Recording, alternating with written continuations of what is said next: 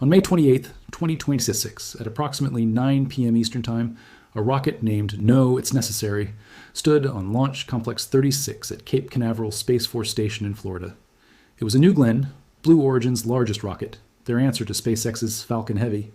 It was undergoing a routine static fire test, engines lit, data flowed, and then, in an instant, the most powerful rocket explosion since the Soviet N-1 in 1969 consumed the vehicle, its upper stage, and the launch pad beneath it.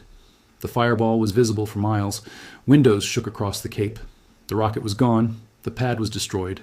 And with it, potentially, went NASA's entire timeline for returning humans to the moon. This is not just a story about a rocket blowing up.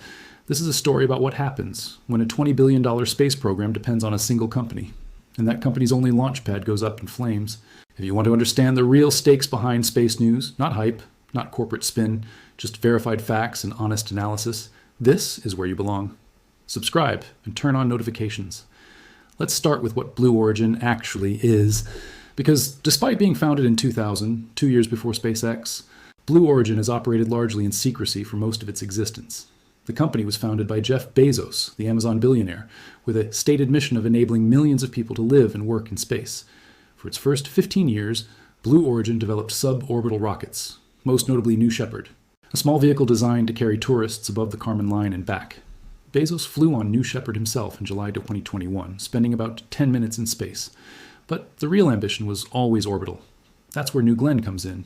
New Glenn is a two-stage orbital-class rocket standing 98 meters tall, roughly 320 feet. Its first stage is powered by 7 BE-4 engines, each producing approximately 4 million newtons of thrust. It's designed to be partially reusable.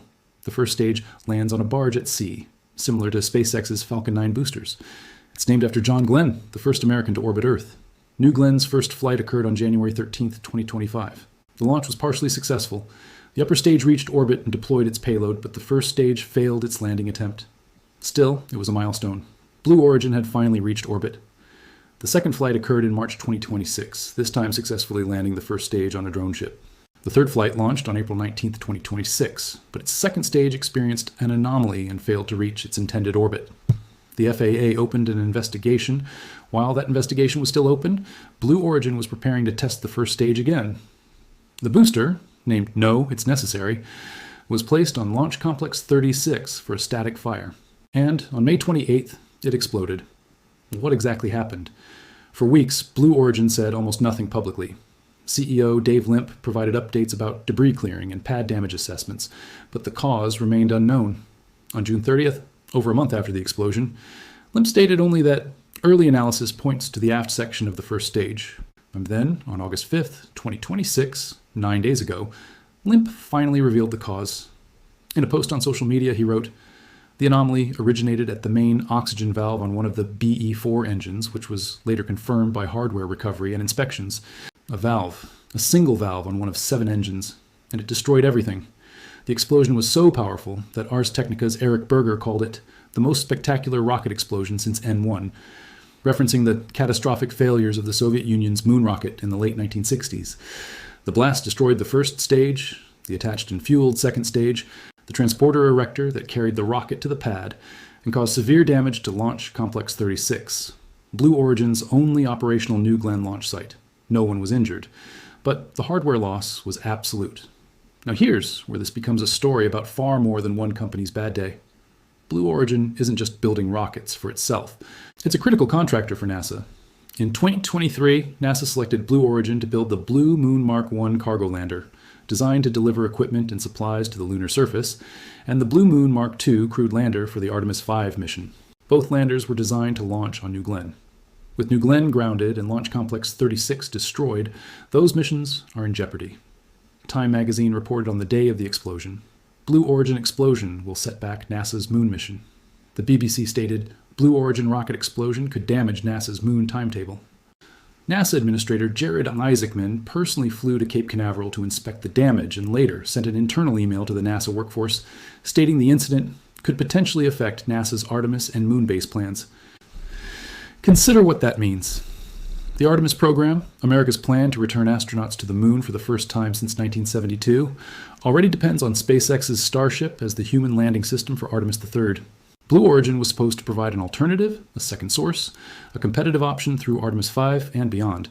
Now, with New Glenn's only launch pad in ruins and its return to flight timeline uncertain, NASA's dependence on SpaceX has become essentially total. If Starship has a serious failure, there is no backup. No alternative vehicle capable of landing humans on the moon exists in development at a stage anywhere close to operational. Dave Limp has said Blue Origin intends to return New Glenn to flight by the end of 2026. He stated that propellant storage tanks in the water tower survived without significant damage. The launch tower can be repaired rather than replaced. An undamaged first stage, named Never Tell Me the Odds, and 3 second stages are stored in the nearby integration facility, SAFE. But multiple industry sources, cited by Ars Technica, call this timeline very aggressive. Veteran SpaceX employees who dealt with the aftermath of the Amos 6 explosion in September 2016, when a Falcon 9 exploded during fueling on the pad at Cape Canaveral, told journalists that Blue Origin's timeline was unrealistic. SpaceX took roughly 4 months to return to flight after Amos 6, but their pad damage was significantly less severe, and SpaceX had a second launch pad at Vandenberg Air Force Base available. Blue Origin has no second New Glenn pad. They were developing one at Vandenberg, but it was years from completion. Until LC-36 is rebuilt and cleared for operations, New Glenn cannot fly. There's another critical dimension to this story. The BE-4 engine that failed is not exclusive to Blue Origin. United Launch Alliance, the joint venture between Boeing and Lockheed Martin, uses the exact same BE-4 engine in the first stage of its Vulcan Centaur rocket, 2 BE-4s per Vulcan.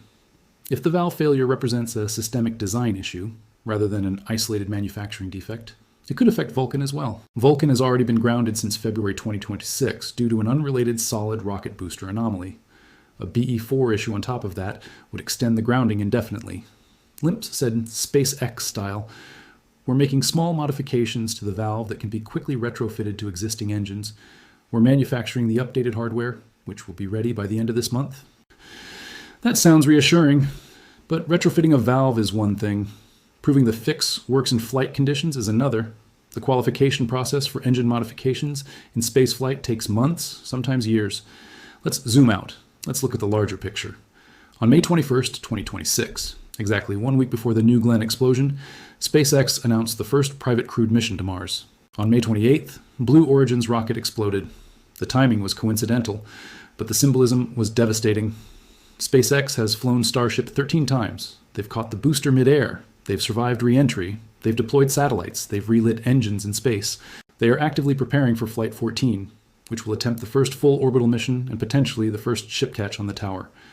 Blue Origin, after 26 years of operation and over $13 billion of Jeff Bezos' personal investment, has flown New Glenn 3 times, with 1 partial success, 1 partial failure, and now their only launch pad is a crater.